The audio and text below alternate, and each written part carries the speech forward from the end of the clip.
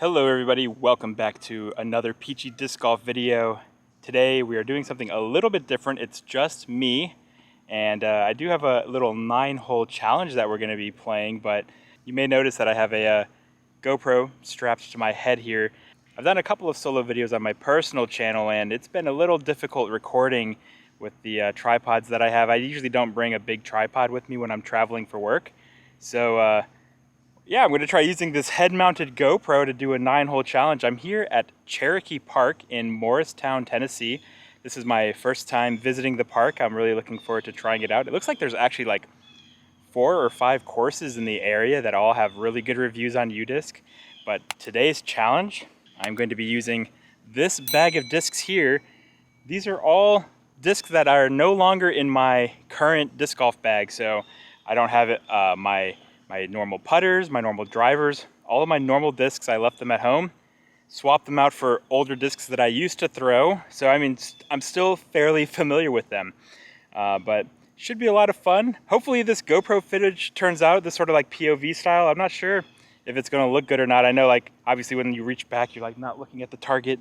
So we'll see. It's a little bit of an experiment, but I thought it'd be fun. I really was looking forward to doing a challenge like this using some of my older discs. So I'm actually going to do this challenge for all 18 holes.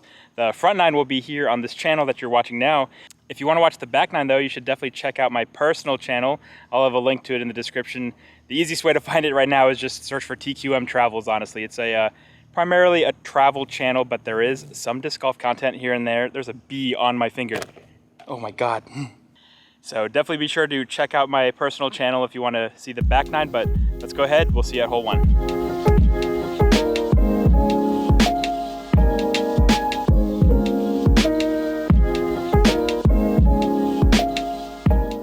All right, first we're gonna try out some practice putts using my Lunas.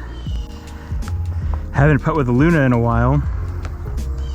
I really wanted to see what the GoPro footage looks like, so this is primarily what this is for.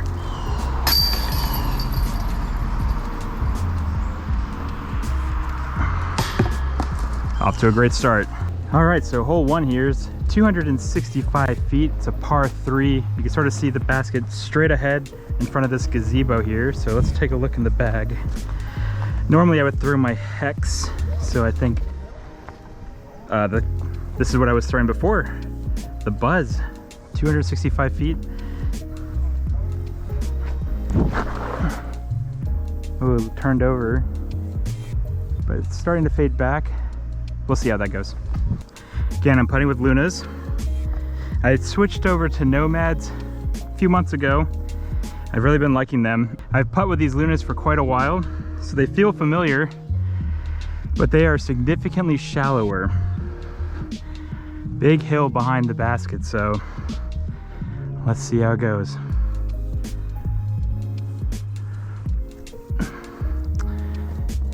Short, easy par. All right, so hole 2, 535 feet, par 4, wide open shot. It's past the gazebo in that grove of trees. It's actually tucked up to that leftmost tree there. So we just got to bomb something down there. I don't have that many good distance drivers that I don't use. We're gonna go with this. This is a Star Wraith, but if I recall, it's kind of flippy. So we'll see how it goes. I don't know how flippy.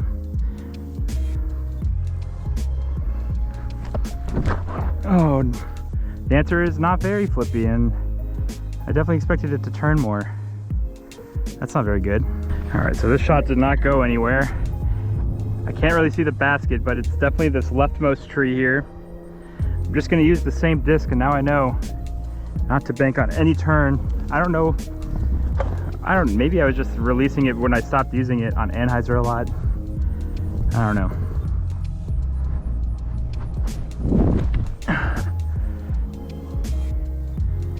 Short.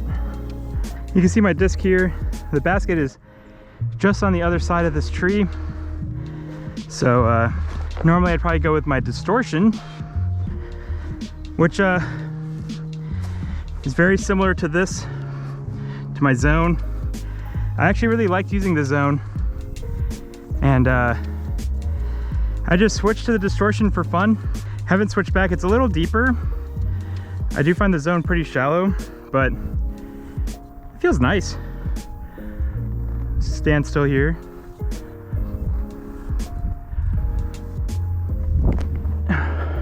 Too short. Oh, no, that's perfect. I was trying to go around the tree, but that works. Yeah, pretty good. Should be able to clean this up. Luna again. Little breezy headwind. Perfect. All right, it looks like hole 3, 445 feet, another par 4. Can't see the basket, but on the map, looks like it's right to the left in this grove of trees, just in front of the road. So it's downhill.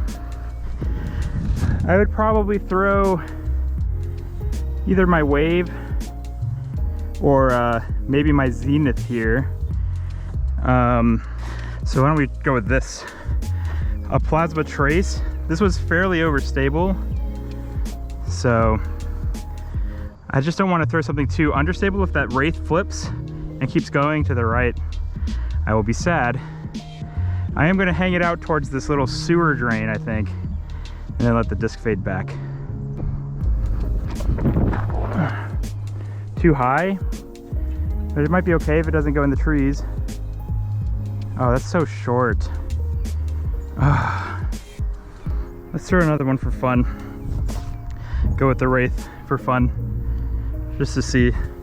This will tell me if I'm really thinking if this is actually a flippy disc or not. It's got some understability to it. It's not like completely understable by any means. Okay, you can see my trace landed here. My wraith is not too much further. And you can sort of see the basket in between these two trees here, past that grove. I could go with something overstable around the right of these trees. That's probably the smarter play. And actually, I have just the disc for that, I think. I don't know if I have enough arm speed for it though. So for that shot now, I would use my entropy, but I switched it out recently actually. I was using the Saki Bomb Slammer for a little while. But I do have to muscle this. It's uphill, so we'll see how it goes.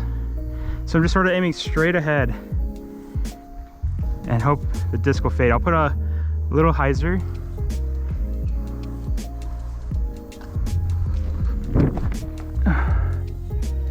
Skip maybe? No. That was the right line, I think. I just needed to put a little more arm speed into it. Let's see if I could have made a straight shot with the only understable mid I have now is this Buzz SS. I never used it that much though. I would always gear towards the uplink instead.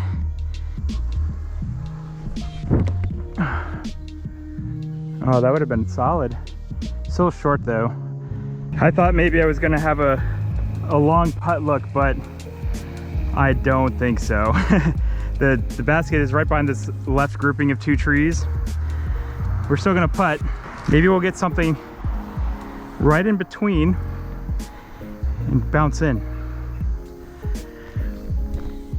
Nope. Well, should have a straddle from there. All right, let's see.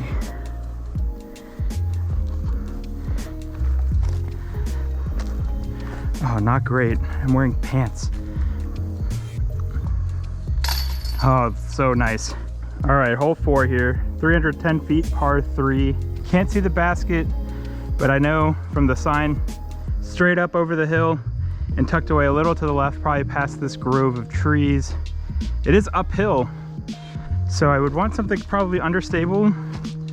I got a couple options for that here. I could do my Zen 8-speed understable, but I think I'm gonna go with this, my Avenger SS. This was pretty flippy if I recall, so maybe put a little hyzer, flip up, and then hopefully fade in the hill. I just don't want to land in the brush. Well, that was not what I was intending to do, but it worked pretty well. I think I am in the brush, but right at the end. I was trying to go straight and then flip, but I guess I threw it off to the left. Luckily straight enough to keep it understable, and just rode this side of the brush there. Wow, talk about a fortunate throw here. Not even in the brush. I have an actual putt look to the basket. See if I can cash my first birdie. This is it's pretty long, slightly uphill. Got the Luna. I don't know, it might be because they're so much thinner. They feel much lighter. Weight-wise, they're about the same as my Nomads. They just feel so much lighter. I actually don't like that much. Oh my God, I cannot get a good release with these. No wonder I switched. I just feel like I can't get any spin on it. Can't get a consistent release. Maybe it's the plastic, honestly. I am using these crazy tough Lunas rather than the standard rubber blend. They're a little, it's almost chalky feeling in my opinion. But yeah, that might be the problem. I don't know. I mean, I definitely like the Nomads better, so definitely gonna be sticking with those. So hole 5, 345 feet, par 3. You probably can't see this that well because of the glare. Let's see if that helps. You probably just see my hand now. Hello. First sort of technical shot here. The basket is straight ahead here. You can either sort of go straight at it. There's a little tree right in the middle of that gap though. The best gap is probably on this right side. So if we're at the tee pad here, going down the right gap, letting it fade a little bit. I would use my Crave here. I don't really have, oh actually, so we're gonna go with this. This is sort of my straightest mid-range or fairway that I have. My FD. Well, I missed my gap completely, and that's in the woods. That's gonna not be fun. All right, I actually got pretty lucky. Right outside of this brush, I guess I just came in through here, landed here. Not a great line though to the basket. You can see it just to the right of this big tree right in front. So I guess the play is to throw out right here, let it fade. It's kind of hilly, so I don't want to skip too much. So instead of the zone or the slammer, I think the slammer is too beefy. We're gonna go with my my Pig. Gotta put some juice on this because this is uphill. Oh no. Well, that's a look, I guess. All right, we're gonna put a little hyzer, try to get around the tree. Nope, sit though. All right, first bogey. Frustrating. All right, hole 6, par 3, 290 feet. You can sort of see the basket. It's in the middle of this grove of trees. So there's 2 lines. Got this left gap with either a turnover or a forehand. I don't have the distance for a forehand for sure. And I don't know if I have anything great for a turnover. This isn't really a great gap on the right. That's probably my best chance. Is to try to just miss this big tree in the middle and hope it makes it through. 290, that's pretty far. Let's go with this. I would sort of throw an Undertaker. And this was sort of, I had actually lost an Undertaker a while ago in a pond. I got this to replace it when I was trying to go just MVP for a while for fun. That died out and I actually have a new Undertaker. But straight to overstable, aiming at that tree. Let's get it. And oh, I kicked something and I hit a bunch of trees and it got knocked straight down. Too high, much lower ceiling than that. So obviously my safest play for myself, just a backhand with like the slammer faded in. The aesthetic throw, straight down the middle. Maybe if I had a glitch, I would do that.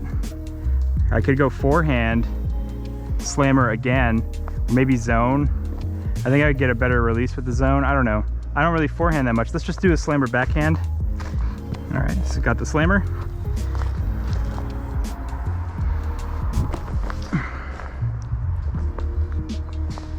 Yep, that was exactly what I wanted to do, but for fun, forehand with the zone.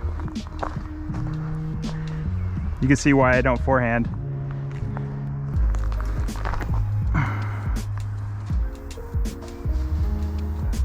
Oh, that slid right up, I think, actually.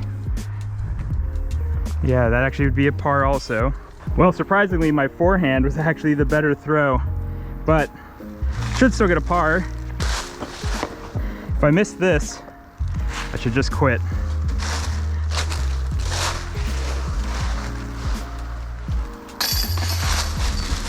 All right, hole 7, 340 feet, par 3. Okay, well, this is over by basket for hole 5. So I think it's mostly straight ahead. I'm looking at the sign. It might have a slight bend to the right, which I do remember was at the bottom of that hill by hole 5. So I just need to throw a turnover that keeps turning, I think, but also very far. Let's go with the Avenger SS again then. Throw it flat and just make it through the gap in the 2 trees.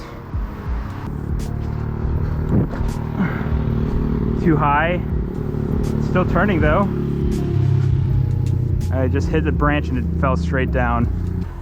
All right, so that wasn't terrible. You could see the tee pad was pretty much up this way, comes in and it still sweeps right. So this was a pretty big turnover shot. I do think this was the right disc. Honestly, if I didn't hit one of these branches up here, probably could have gotten right over here and had a putt look. It's downhill, so the 340 is definitely makeable for me. I just needed to keep track of the low ceiling. So Ching, your nemesis. All right, so the safe play is the forehand. I'm not great at it, but I mean, that zone throw earlier shows that I can do it. I don't know. I'm gonna try the slammer actually. It's pretty steep, like it's not that far past the trees. So trying to make it through this gap on the right. I actually probably could just go straight at it, but we'll go forehand here.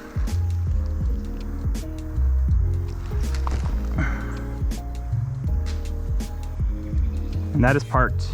Easy tapping.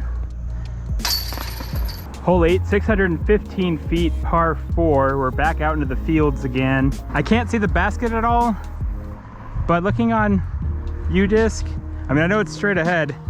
I think it's up by this grove of trees over there, right in front of that playground, but I'm not sure. Either way, gotta bomb it. Going with the Wraith. Less overstable than the Trace, at least, so.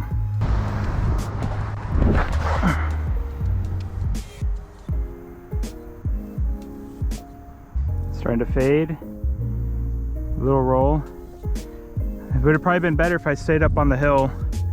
Now I'm down at the bottom, have to throw uphill. That's not gonna be fun. All right, we can see the basket now. It's pretty much exactly where I thought, right in that little grove of trees. So got a lot of distance to go. It's actually not too far. The problem is it's so uphill. Probably just going with the Wraith again.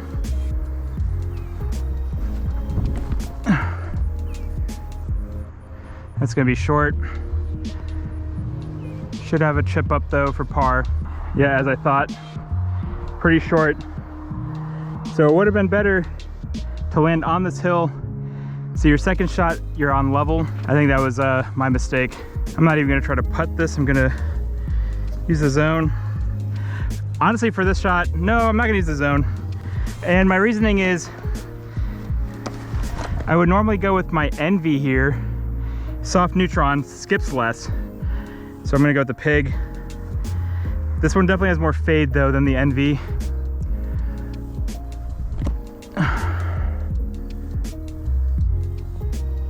Yep. Now we'll clean up par. All right, so we're rounding out the front 9 here. Hole 9 is a par 4, 450 feet.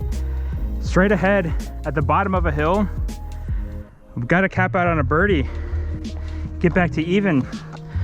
I don't want to throw my Wraith because I'm afraid, since I'm so high uphill, it could just keep turning if I get too much air under it.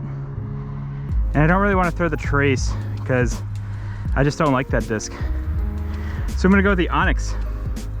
This was my overstable fairway distance driver. It's a 10 speed. I kicked this out of the bag because I have a MVP Photon. Even though it's 1 speed higher, similar line, and for some of my skill, that like one distance isn't that big of a deal. So hang it over to this tree, let it fade. Try to keep it down. I don't want to throw it too high and fade too much. Haven't been great with that today. That's just fading into oblivion. I mean, that's what that disc does. Should still be able to get an approach from there. Now, if I would have thrown my Wraith, what would have happened?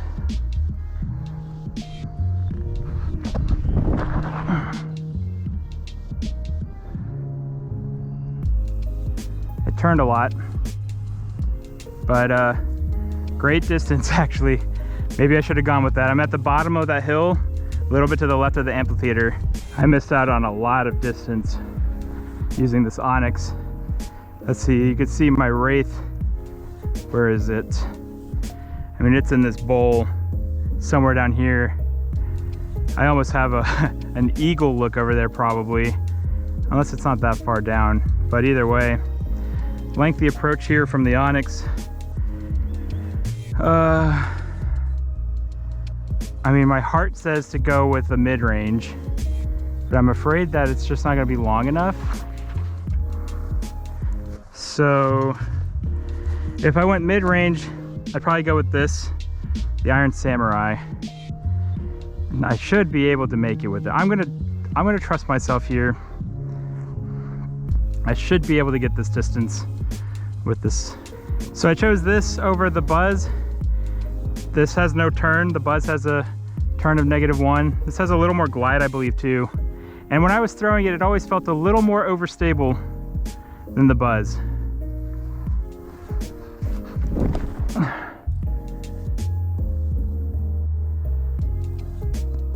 That's a putt look. All right, just to see, here's where my Wraith landed. Way over here. This would have been a guaranteed birdie pretty much. Let's just see. Go with the pig. Get it on up.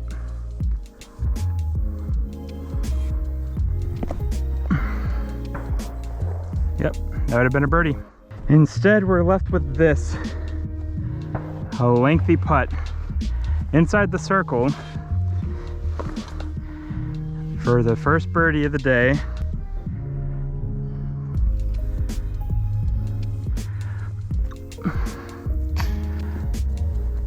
You gotta be kidding me.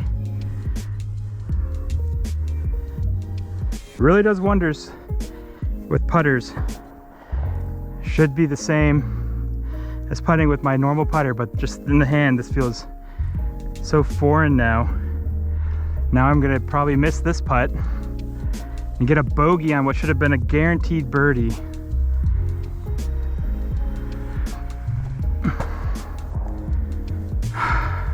Oh, that's so frustrating. Finishing out on a bogey. You can see if I would have just used my Wraith, could have gotten an easy birdie. Oh man, shouldn't doubt myself. What a frustrating way to end the front 9 of this course. I guess it just goes to show you that you really need to know and trust your discs for each shot. It's something that I thought was going to be easier with this challenge. I figured since these are all my discs, I used to throw them, I thought it was going to be an easier transition. And I sort of wanted to use it to say, like, did I make the right decision? Should I put some of these back in the bag? But honestly, for most of the shots here, I'm like, man, I really wish I had my Wave, or I really wish I had my Virus or Insanities, or just all my discs that I'm so used to throwing now. When I first started, pretty much any hobby I get into, I really get into it. Like I used to bowl a lot, and I had like 7 or 8 bowling balls at one time. And of course, starting disc golf, I immediately bought a bunch of discs and cycled through them all the time. I would get new discs, I would take new old ones out. And finally, for the past like couple months now, I've sort of settled on my bag. I've had a couple additions here and there just with new discs to try out, but for the most part, I've sort of kept the same main discs in rotation, and it's really helped my game. It's made me more consistent, so especially putters. Gotta find putters that are comfortable for you. I remember waffling between the Nomads and the Lunas, and now I'm just so used to putting with Nomads, I just can't fathom switching back to these Lunas. I'm more confident with the Nomads, and it's just good to find discs that you're comfortable with, that you're confident with, and that you really understand. So it's definitely worth, I feel like this is a good challenge for me. It makes me feel like, I've made the right decision to sort of stick with the same discs, and that they're working for me. So no need to change any of that. But that's gonna be it for this video, guys. Thank you so much for watching. If you want to check out the back nine, check out again my personal channel, TQM Travels. I'll have a link to it up here or here maybe, definitely in the description down below, so be sure to check that out. Subscribe if you really want to see some cool travel content that my wife and I have been doing. We just recently have some videos coming up from our trip to Acadia National Park, and we're actually going to be going on a trip very soon to South Korea, so we'll have some vlogs for that as well. So if you're interested in that kind of stuff, definitely be sure to subscribe. I do, again, still have some disc golf content on the channel here and there as well, including the back nine of this challenge. So definitely be sure to check that video out there. Thank you guys so much for watching. If you haven't subscribed to this channel, we would greatly appreciate it if you would consider subscribing. If you enjoyed watching this video, give this one a thumbs up and ring that notification bell so you can be notified when our next episode comes out. And until next time, guys, cheers.